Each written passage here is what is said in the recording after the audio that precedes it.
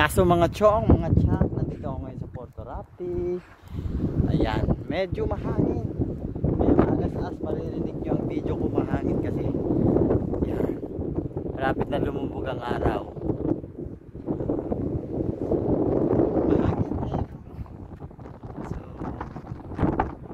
ang ganda, di ba? Sino gusto sumama sa akin dito? Tayo maliligo ngayong darating na summer. Or kung gusto nyo rin ngayon. Kaya lang nakabupan na nga ako eh. Ayan, oh. May mga private pool dito.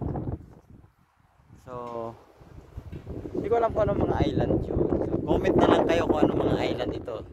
Yung mga nandito, mga kabayan natin, mga cho, mga chang, nandito kayo sa Porto Rapti.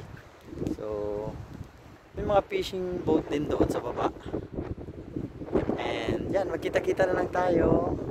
Comment down below kung gusto nyong pumunta ng Porto Rapti. At ay, yung ganda pala doon, no, sa may dalampasigan. Yun, oh, tuturo ko. Ayun, diba? May parking pala doon sa baba. So and the next summer pwede tayo pumunta dito, Porto Rapti.